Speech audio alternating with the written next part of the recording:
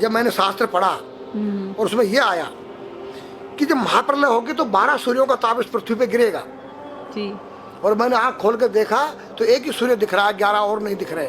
मैंने उनसे तर्क किया कि 12 ही लिखा है, गलत लिखा है कि 12 सूर्यों का ताप पड़ेगा, एक ही सूर्य 12 कहाँ है? तो उन्होंने कहा बेटा ये सत्य लिखा है, जो वर्तमान में हमारा सूर्य का प्रकाश आ रहा है ये केवल 8% आ रहा है।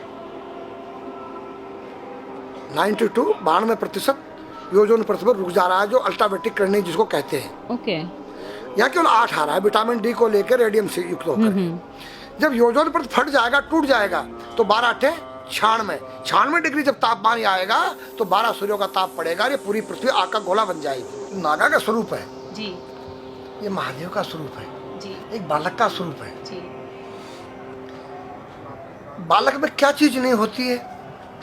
निर्मल मन जन सो मोई पावा, मोये छल छिद्र कपट नहीं सुहावा। तो बच्चे के दिल के अंदर न काम है, न क्रोध है, न लोभ है, न मोह है, न मद है। और नंगा किस तेरी गोद में बैठ जाए, नंगा उसकी गोद में बैठ जाए।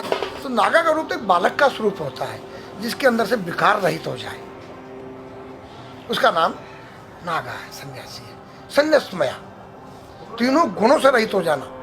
ये जो गांजा भांग है ये क्या करता है? तुम्हारी मनोशक्ति को जो है बुरे कामों से डरा देता है, या तो कोई यूज करके देखे।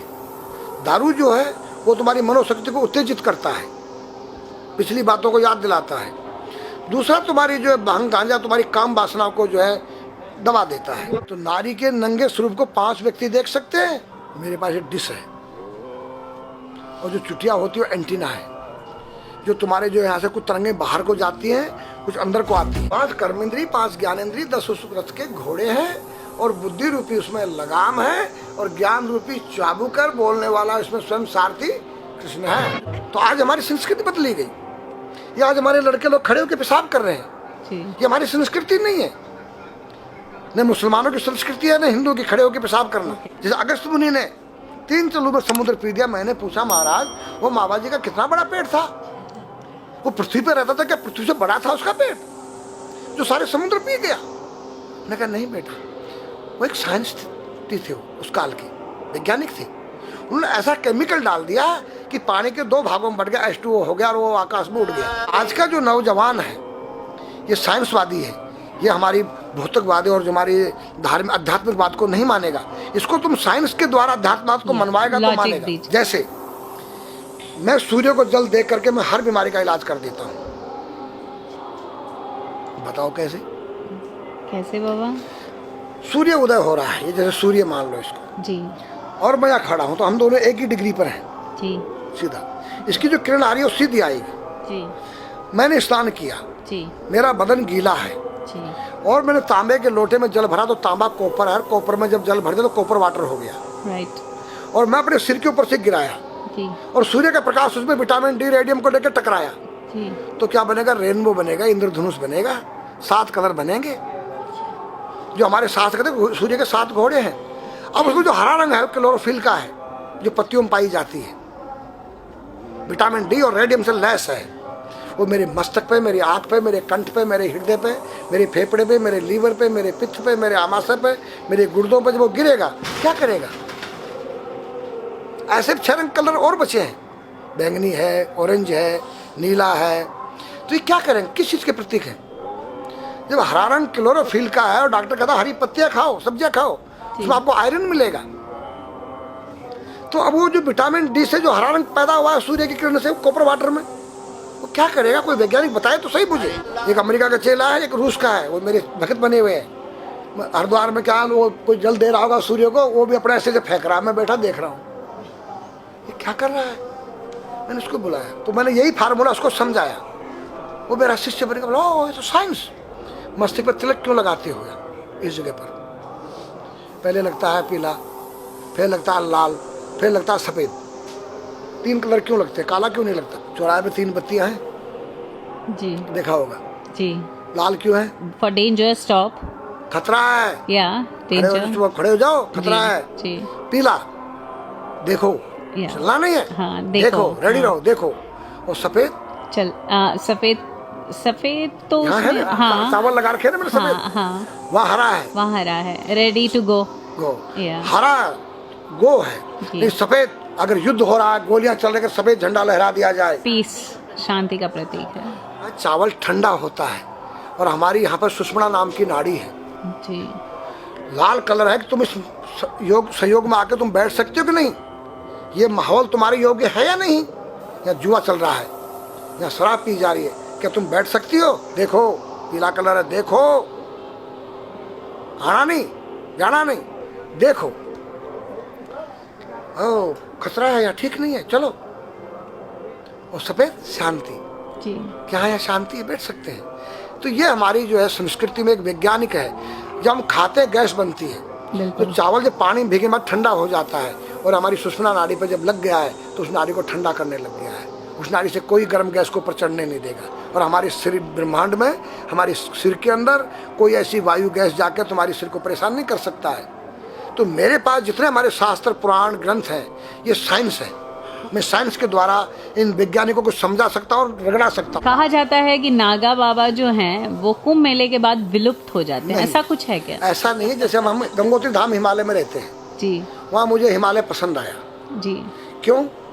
कि तुम गर्मी से बचने के लिए तुम्हारे रूम में एसी लगी है, जी ठंडा पानी पीने के लिए तुम्हारे पास कृत्रिम जो है फ्रिज लगा है, जी हवा लेने के लिए तुम्हारे को पंखे या कूलर जो है कृत्रिम लगे हैं।